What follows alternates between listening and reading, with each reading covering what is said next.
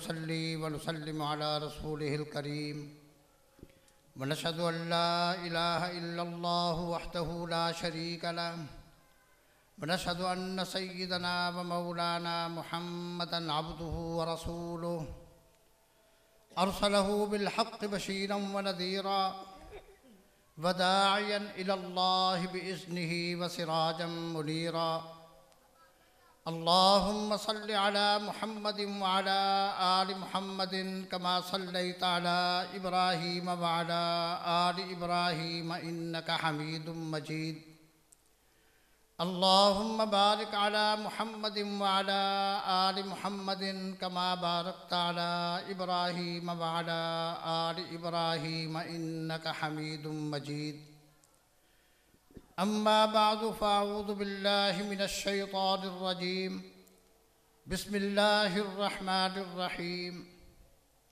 وأما بنعمة ربك فحدث صدق الله مولانا العظيم۔ قابل صد احترام علماء کرام، معزز سامعین اعظام اور میری انتہائی احترام و اکرام کے لائق خواتین اسلام، آج کا یہ پروگرام جامعہ انوریہ کا سالانہ پروگرام ہے۔ اپنے تعلیمی سال کے آخر میں مدارس سال بھر کی کارکردگی سے اپنے معاونین کو آگاہ کرتے ہیں، اور یہ کارکردگی خوشی اور اطمینان کا باعث، اس لیے کہ نیکی کی جو بات اللہ قبول کر لیتا ہے تو پھر آگے اس کی مزید توفیق دیتا ہے۔ ایک بزرگ انہوں نے واقعہ لکھا کہ ایک آدمی اللہ اللہ کا ذکر کیا کرتا تھا، شیطان نے اس کو ورغلایا، ورغلانے کے ساتھ اس نے یہ پوچھا کتنا عرصہ ہوا تجھے اللہ اللہ کرتے ہوئے؟ اس نے کہا کافی عرصہ گزر گیا۔ کیا تجھے اللہ کی جانب سے کبھی تجھے جواب ملا؟ جب تجھے جواب نہیں ملتا تو تجھے پکارنے کا فائدہ کیا ہے؟ شیطان اس انداز کے ساتھ وار کرتا ہے کہ آدمی کو سمجھ بھی نہیں آتی۔ آج بھی من شر الوسواس الخناس الذی یوسوس فی صدور الناس من الجنۃ والناس، آج بھی بہت سے خناس وسوسہ ڈالتے ہیں بہت سے لوگوں کے پاس جا کر کہ یہ بچہ، اس بچے کو قرآن کریم رٹا دینا، طوطے کی طرح رٹا دینا، اس کا فائدہ کیا ہے؟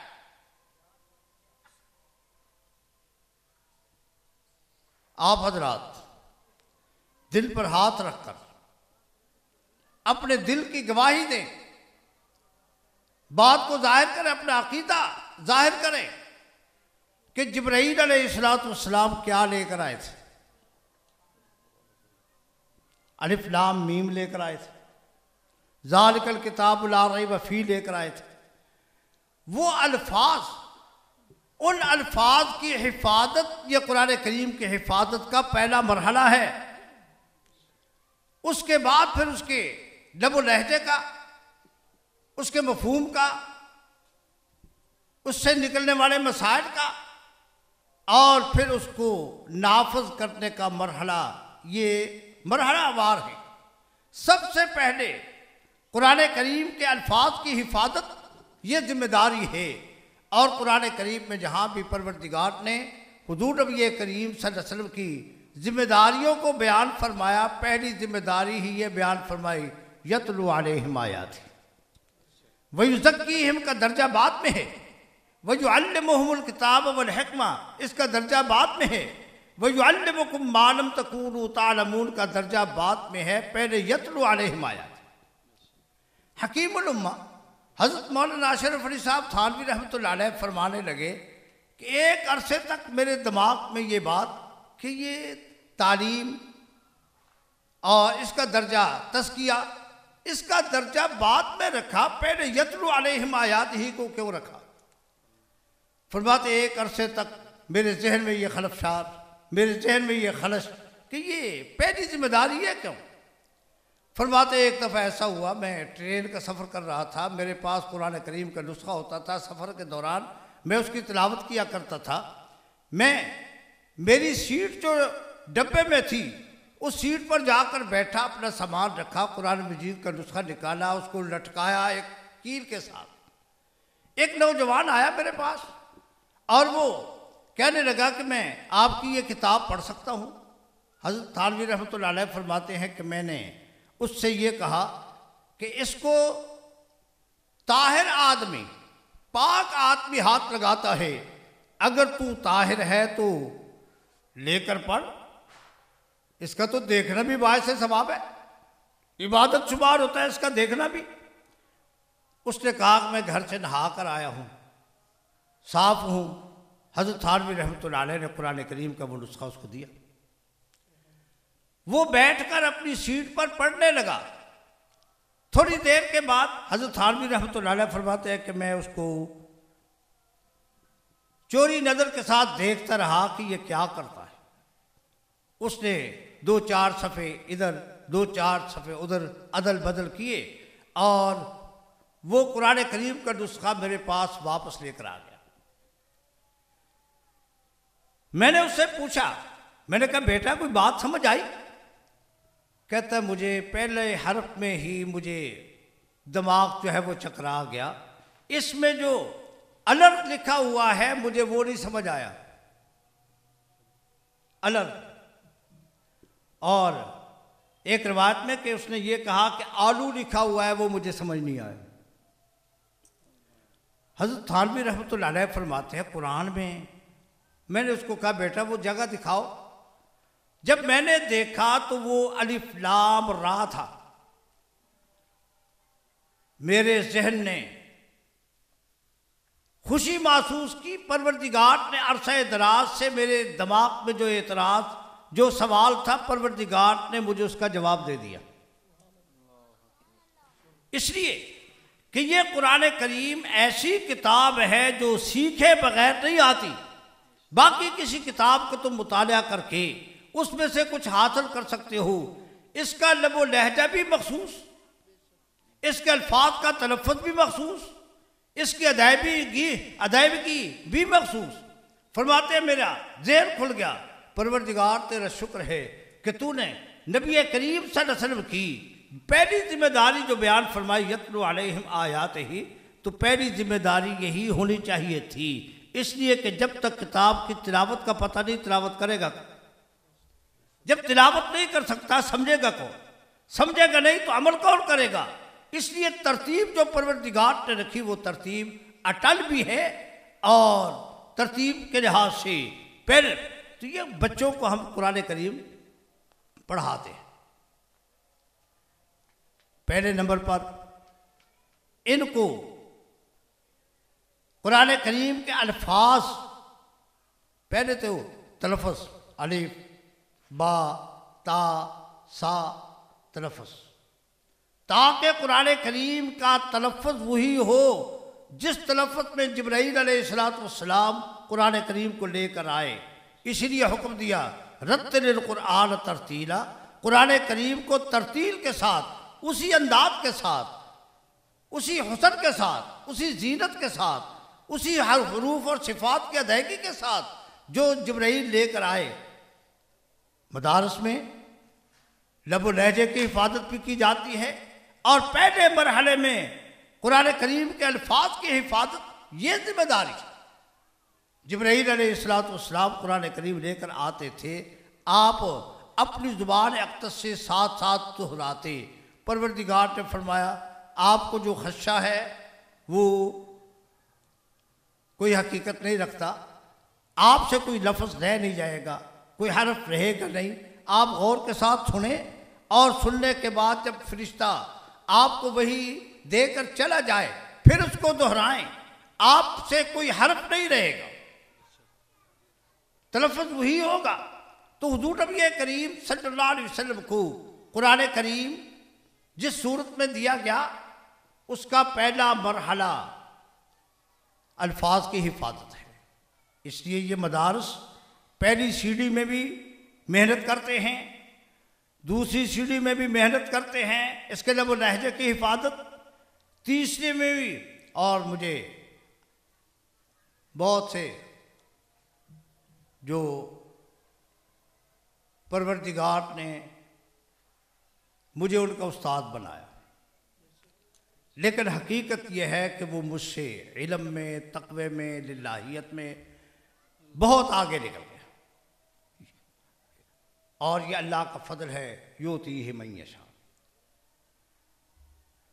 ہم باہر سے آنے والے بچوں کو پڑھاتے ہیں، طلباء کو پڑھاتے ہیں، اور پروردگار جو قسمت اور مقدر میں کرتا ہے، جس کی قسمت میں لکھا ہے وہ حصہ اسی کو ملتا ہے. مجھے فخر ہے اپنے اس عزیز پر. اللہ اس کی علم میں، عمل میں، خلوص میں، للہیت میں اور اس کی جد و جہد میں پروردگار ترقی نصیب فرمائے. میری مراد قاری عبید اللہ عامر صاحب، جنہوں نے شہر کے بچوں کو، یونیورسٹی اور کالج کے طلباء کو قرآن کریم کا ترجمہ پڑھایا. اور یہ ہمارے بڑوں کا، سلف کا طریق. حضرت لاہوری رحمۃ اللہ علیہ فرمایا کرتے تھے، جب میں لاہور میں آیا تھا میری ضمانت کرانے کے لیے کوئی آدمی نہیں ملتا تھا، لیکن جب جنازہ اٹھا تو لاکھوں آدمی دھاڑے مار کر روتے تھے، سناٹا چھایا ہوا تھا، فضا سوگوار تھی. یہاں گجرانوالہ میں مدارس، اللہ تعالیٰ ان کی حفاظت فرمائے. مدارس میں کام کرنے والوں کی جد و جہد کو پروردگار قبول فرمائے، مزید ہمت عطا فرمائے. لیکن جو انداز میرے اس عزیز کا ہے کہ اس نے سینکڑوں کی تعداد میں اسکول و کالج کے طلباء کو قرآن کریم کے ترجمے سے آگاہ کیا. ذالک فضل اللہ یؤتیہ من یشاء. اللہ. اور پھر یہاں اس ادارے میں کتنے بچے بھائی اس دفعہ؟ ہاں جی حفظ والے، ہاں جی حفظ والے کتنے ہیں؟ فارغ ہونے والے استاد جی کچھ 18 ہیں، تجوید، حفظ، دراست اور ناظرے کے بچے. صرف مجھے حفظ والے 5 بچے. ماشاء اللہ ماشاء اللہ ماشاء اللہ. دیکھیے، جب آدمی حقیقت کی تہہ تک پہنچتا ہے تو پھر مقام محسوس ہوتا ہے.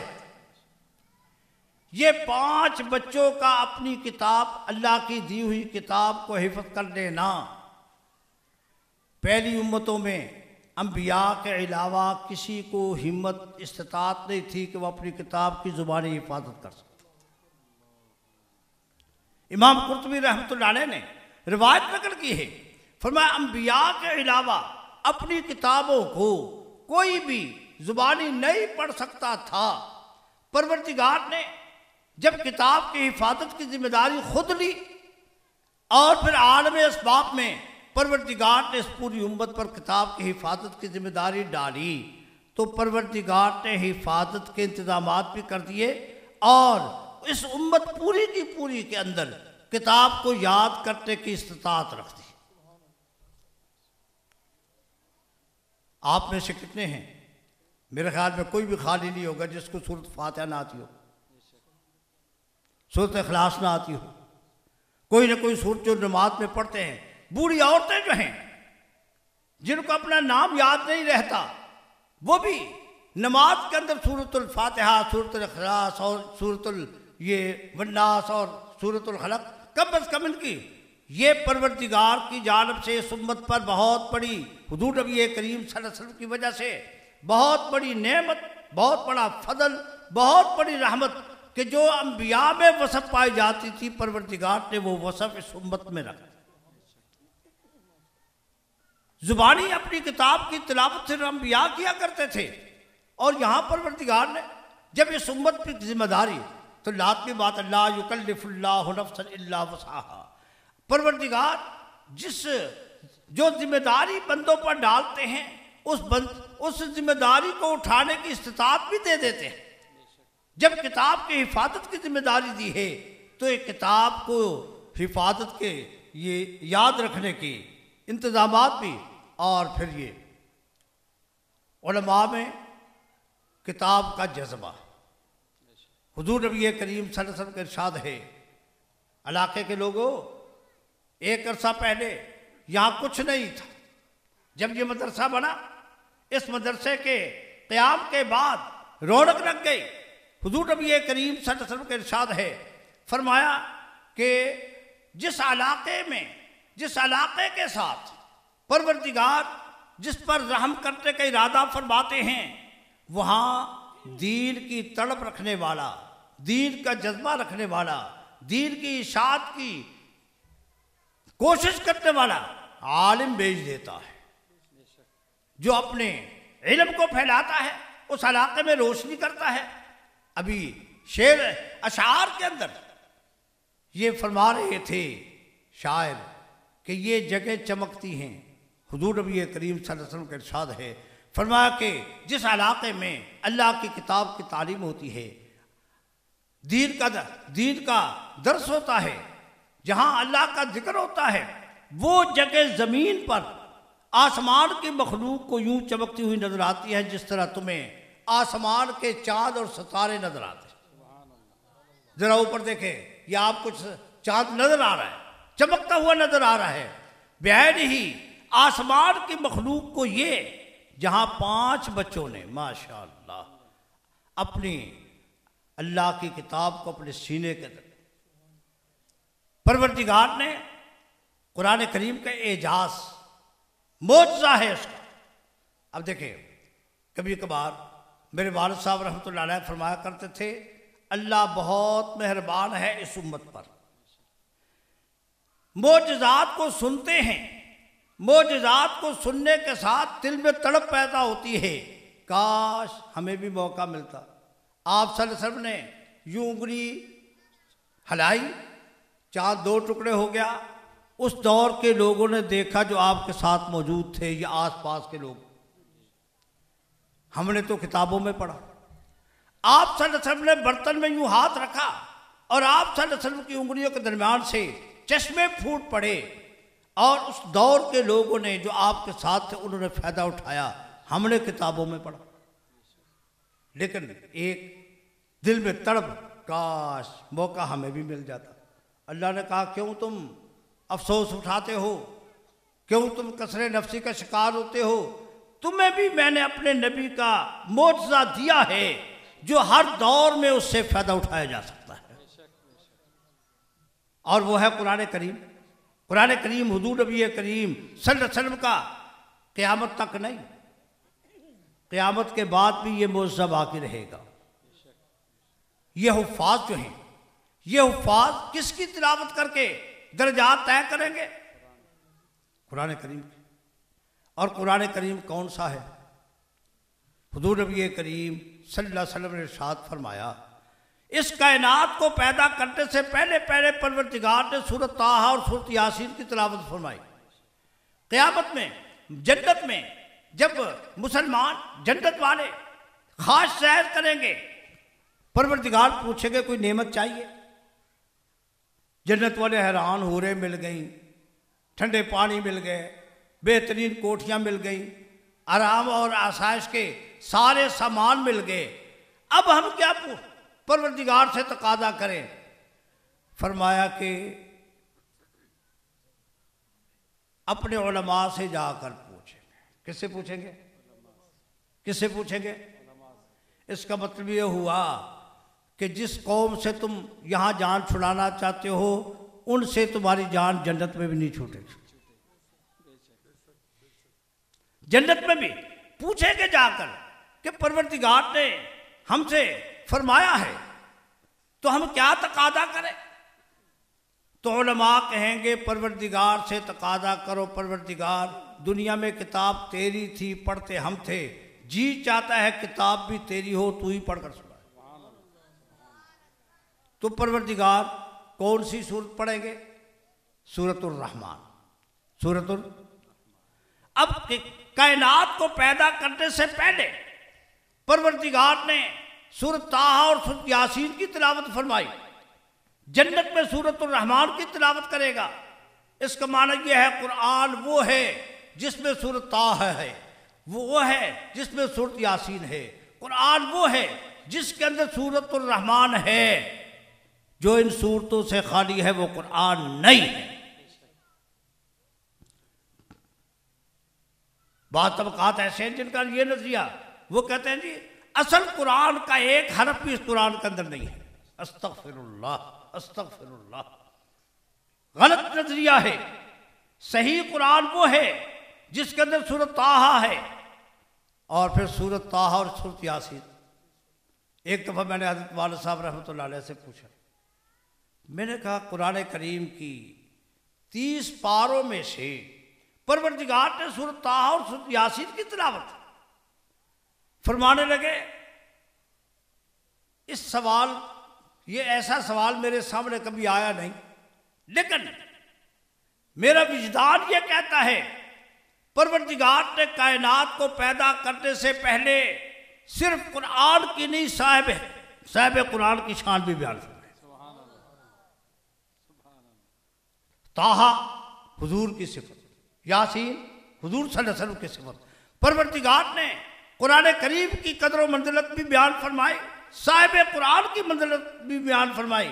اسی وجہ سے سورۃ طٰہٰ اور سورۃ یاسین کی تلاوت فرمائی۔ تو یہ خوش قسمتی ہے، اور اپنی خوش قسمتی پر جتنا ناز کرے کم ہے۔ الحمدللہ، الحمدللہ، الحمدللہ۔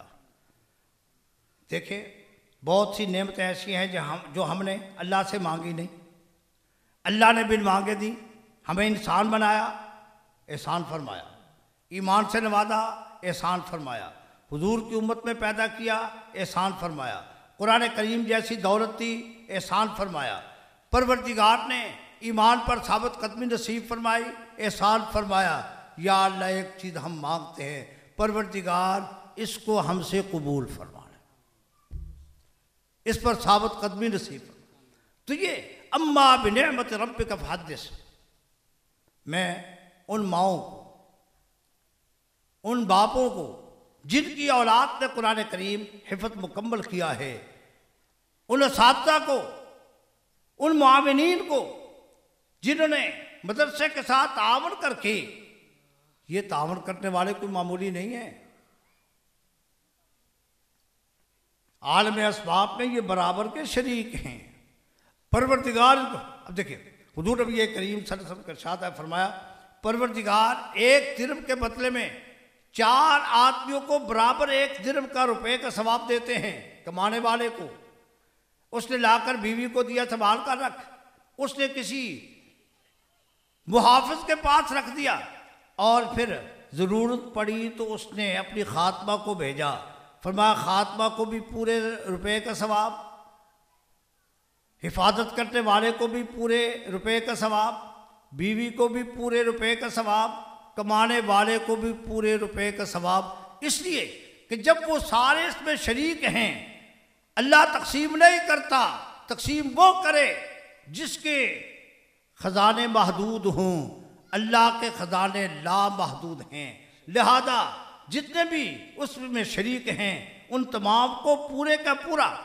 اب جس نے 5 روپے چندہ دیا ہے، اس کی معاملت سے ایک حافظ قرآن حفظ مکمل کر گیا، جتنا اگر اس کی نیت ٹھیک ہے تو، اصل مدار ہے نیت پر، نیت ٹھیک ہے تو 5 روپے چندے کے بدلے میں بھی پورے حفظ کا ثواب اس کے کھاتے میں جائے گا، اللہ تقسیم نہیں کرتا۔ اور میں مبارکباد دیتا ہوں ان ماؤں کو جو روزانہ تیار کر کے بچوں کو بھیجتی رہیں۔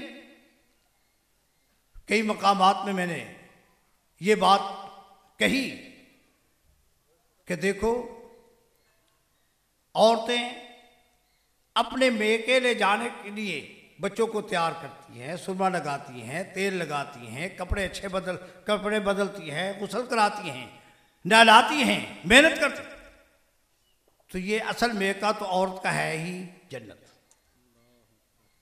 اس لیے ان علماء نے ہمیں بتایا کہ پروردگار نے آدم علیہ السلام کو جنت سے باہر پیدا کر کے جنت میں بھیجا اور عورت ذات کو جنت کے اندر پیدا کیا۔ اما ابا کی پیدائش جنت میں، آدم علیہ السلام کی پسلی سے، جگہ بھی پاک اور جہاں، تو یہ میکا اصل تو عورت کا ہے۔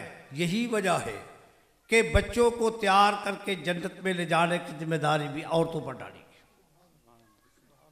بچوں کی تربیت ماں کے ذمہ ہے، بہن کے ذمہ ہے، دادی کے ذمہ ہے، نانی کے ذمہ ہے، وہ تیار کر کے بھیجے۔ والد صاحب رحمۃ اللہ علیہ فرمایا کرتے تھے خوش قسمت ہیں وہ لوگ جو آج کے دور میں اپنی اولاد کی کمائی کھاتے، ورنہ اولاد تو بگڑ جاتی ہے۔ سسرال لے گئے، دوست احباب لے گئے، جہاں رہا وہیں کا ہو کر رہ گیا۔ ماں باپ کی پوچھ گچھ کرنے والے، دیکھ بھال کرنے والے بہت کم۔ لیکن فرمایا کہ یہ جس نے قرآن کریم کا حافظ بنایا، خواہ یہ حافظ بگڑ بھی جائے۔ آج کا یہ پروپیگنڈا بھی ہے کہ حافظ بگڑ جاتے، بگڑ جائیں بھائی، ماں باپ کا کیا قصور ہے؟ انہوں نے تو نیک نیتی کے ساتھ اس کو بھیجا، نیک نیتی کے ساتھ وقت دیا، نیک نیتی کے ساتھ اس کو موقع دیا، ان کے نامہ اعمال میں کوئی کمی نہیں ہوگی۔ ان حافظوں کے لیے دعا کرنی چاہیے پروردگار ان کو راہ راست پر رکھے۔ ماں باپ کے ثواب میں کوئی کمی نہیں ہوتی۔ اور پھر یہ حافظ قرآن، کوئی ایک بچہ ہے بھائی، شاباش، یہ 5 بچے جو ہیں ان میں سے ایک بچہ کھڑا ہو جائے، شاباش۔ والد صاحب رحمۃ اللہ علیہ کی عادت بھی یہ تھی کہ وہ زیارت کیا کرتے تھے، شاباش، ایک بچہ، ماشاءاللہ، یہ ماشاءاللہ یہ بچہ قرآن کریم اس نے حفظ مکمل کیا۔ بیٹا کتنی منزل سناتے رہے آپ، کتنی منزل سناتے رہے؟ شاباش، 2 پارے۔ اللہ نے حفظ کی دولت سے مجھ پر بھی احسان فرمایا۔ میرا تجربہ یہ ہے کہ جب تک استاد کو 2 سپارے سنانے ہوں، 3 دفعہ دہرائی نہ ہو، نہیں سنا سکتا۔ کم از کم 3 دفعہ دہرائی، 2 دفعہ 2 پارے اس نے سنانے ہیں، 3 دفعہ دہرائی کرتی ہیں۔ کتنے پارے ہو گئے اس کے؟ 6 نہیں بھائی، ہاں 8، بس سمجھ آ گئی۔ یہ 7-8 دفعہ یہ 2 پارے روزانہ پڑھتا ہے۔ والد صاحب رحمۃ اللہ علیہ فرمایا کرتے تھے عام حالات میں 1 حرف کی نیکی، 1 حرف کی ادائیگی پر 10 نیکیاں ملتی ہیں۔ فی سبیل اللہ کم از کم 700 شروع ہوتی ہے۔ طالب علم سارے کے سارے فی سبیل اللہ ہیں۔ اس بچے نے منزل سنائی، 1 حرف کے بدلے میں 700 نیکیاں ملیں۔ جہاں اس کے نامہ اعمال میں گئی، اس کے والدین کے نامہ اعمال میں بھی گئی۔ اب 8 پارے بچہ پڑھتا ہے روزانہ، 1 حرف کے بدلے میں 700 نیکی ملے۔ تمہارے پاس کیلکولیٹر ہے جو حساب کر سکے؟ اس لیے میں صرف توجہ دلانا چاہتا ہوں، والد صاحب رحمۃ اللہ علیہ بھی توجہ دلایا کرتے تھے کہ یہ بچہ جو ہے، اس بچے کو باقی بچوں کی بنسبت ذہنی طور پر، قلبی طور پر باقی بچوں کی بنسبت ترجیح دی جائے، اس لیے کہ وہ کمائی کر کے لائے گا تو قسمت کی بات ہے۔ اس نے کمائی کر دی ہے، تمہارے نامہ اعمال میں روزانہ لکھی جاتی ہے۔ اس لیے ان بچوں کے ساتھ اچھا سلوک کیا جائے۔ تو میں نے اما بنعمت ربک فحدث، بچے کو بھی، والدین کو بھی، اساتذہ کو بھی، اور پورے علاقے کے لوگوں کو۔ اس لیے یہ بلب جل رہا ہے، اس کی روشنی کہاں تک جاتی ہے؟ جہاں تک اس کا دائرہ کار ہے۔ قرآن کریم کی تلاوت کرنے والا، قرآن کریم کی تلاوت جہاں ہوتی ہے، وہاں سے لے کر عرش الہی تک فرشتے اپنے پروں کو یوں بچھا کر اس جگہ کو گھیرتے ہیں۔ ہمیں نظر نہیں آتا، لیکن ہے، ہمارا ایمان ہے، ہمارا ایمان ہے اس لیے ان جگہوں کو حقیر مت سمجھے، ان کی حفاظت کرے، اس لیے کہ حضور نبی کریم صلی اللہ علیہ وسلم نے ارشاد فرمایا کن عالماً او متعلماً او مستمعاً او محباً ولا تکن الخامسہ فتہلک۔ فرمایا یا تو عالم بن جا، علم حاصل کر کے لوگوں کو علم سے راستہ کر، یا سیکھنے والا بن جا، یا غور سے بات کو سننے والا۔ اسی لیے قاری صاحب نے ابتدا میں یہ کہا کہ بھائی باتیں نہ کریں، غور کے ساتھ سنیں، اس لیے کہ دینی مجلس کا تقاضا یہ ہے آدمی بات کو غور کے ساتھ سنیں اور عمل کی نیت کے ساتھ سنیں، عمل کی نیت کے ساتھ۔ او محبن، فرمایا کہ یا ان لوگوں کے ساتھ محبت کرنے والا بن جا، عالم کے ساتھ محبت، طالب علم کے ساتھ محبت، غور کے ساتھ سننے والوں کے ساتھ محبت، یہ ہے اپنا طریق بنا لے۔ فرمایا کہ لا تکن الخامسہ، پانچویں درجے میں نہ جانا، پانچویں درجے میں جائے گا تو ہلاک ہو جائے گا۔ اور پانچواں درجہ یہ بیان کیا گیا کہ علماء سے نفرت، طلباء سے نفرت، دینی اداروں سے نفرت، دینی مجالس سے نفرت، فرمایا کہ پھر بربادی ہی بربادی۔ اور حضور نبی کریم صلی اللہ علیہ وسلم کا ایک فرمایا کہ جب میری امت میں 3 خرابیاں آئیں گی، پروردگار 3 قسم کے عذاب میں میری امت کو مبتلا کر دیں گے۔ آج ہم اپنے معاشرے میں غور کریں، آیا ہم اس ابتلاء اور آزمائش میں پھنس تو نہیں ہے؟ کیا وہ خرابیاں ہمارے اندر آ تو نہیں چکی؟ اگر آ چکی ہیں تو ہمیں اللہ سے ان بیماریوں کو دور کرنے کی درخواست بھی کرنی چاہیے، جد و جہد بھی کرنی چاہیے۔ فرمایا جب میری امت میں علماء سے نفرت پیدا ہو جائے گی، علماء سے، اب نفرت کا ایک انداز تو یہ ہے کہ آپ کسی جگہ پہ بیٹھ جائیں، یہ مولویوں کا مسئلہ ہے، یہ مولویوں کی بات ہے، گویا کہ ایک انداز تحقیر کا۔ دوسرا یہ کہ جو عالم نہیں ہے اس کی بات کو عالم کی بات پر ترجیح دے کر، آج جتنے بھی میڈیا میں آتے ہیں اپنے آپ کو اسکالر کہنے والے، اپنے آپ کو مذہبی اسکالر کہنے والے، جو باقاعدہ کسی سے پڑھے نہیں ہیں، سیکھا نہیں ہے، ان کی باتوں کو ترجیح دے کر کسی عالم کی بات کو ٹھکرانا، یہ عالم سے نفرت کرنے والی بات ہے۔ فرمایا جب میری امت میں یہ خرابی آئے گی کہ علماء سے نفرت، اور دوسرا فرمایا جب ساری توجہ بازاروں کی جانب ہو جائے گی، ساری توجہ بازاروں کی جانب ہو جائے گی۔ ایک دفعہ ہمارے مفتی صاحب کے پاس چند تاجر آئے، آ کر کہنے لگے حضرت عصر کے وقت میں گاہکی بہت ہوتی ہے، اٹھ کر جانا دشوار ہوتا ہے، کیا ہم عصر کی نماز مغرب کی نماز کے ساتھ ہی نہ پڑھ لیا کریں؟ یہ ہے ساری توجہ بازار کی جانب کہ نماز کو اپنے وقت سے مؤخر کرنا۔ حالانکہ عصر کی نماز کے بارے میں حضور نبی کریم صلی اللہ علیہ وسلم کا ارشاد ہے، فرمایا کہ جس کی عصر کی نماز جماعت کے ساتھ رہ جائے، اپنے وقت سے رہ جائے، فرمایا وہ یوں سمجھے کہ اس کا دنیا، مال، اس کے گھرانے کے افراد سارے کے سارے برباد ہو گئے، ہلاک ہو گئے۔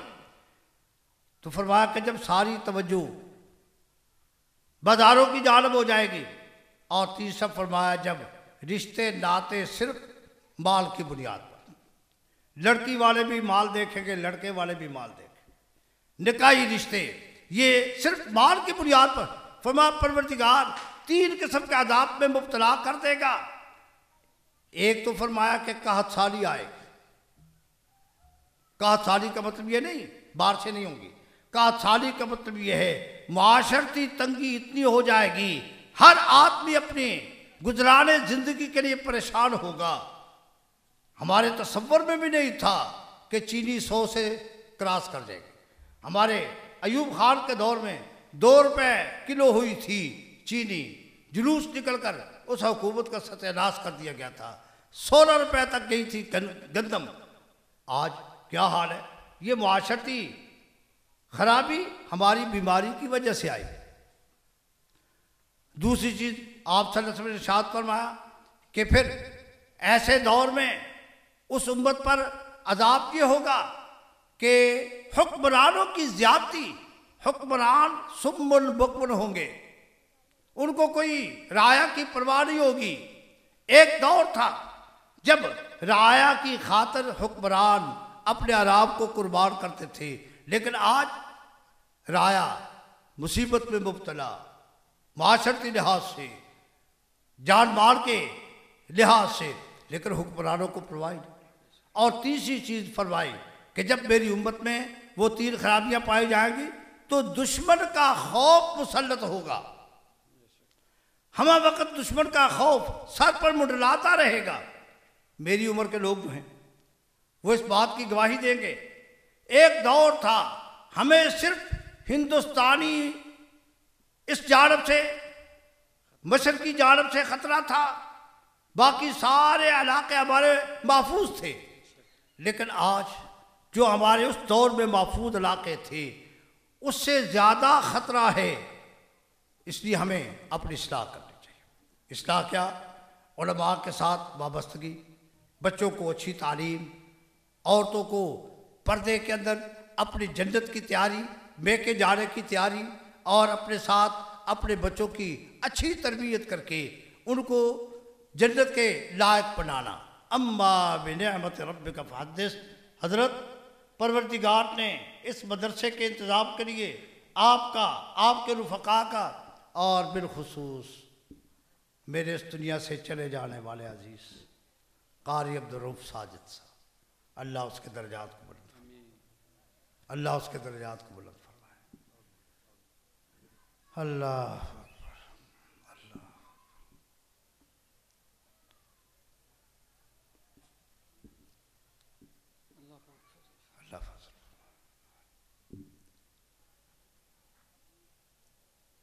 آج بھی وہ اسی طرح دل میں ان کی قدر و منزلت آبادی،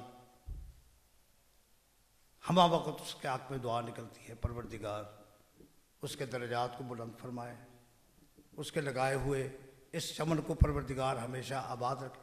تو یہ مدارس جو ہیں، ان مدارس کی آپ فکر کریں۔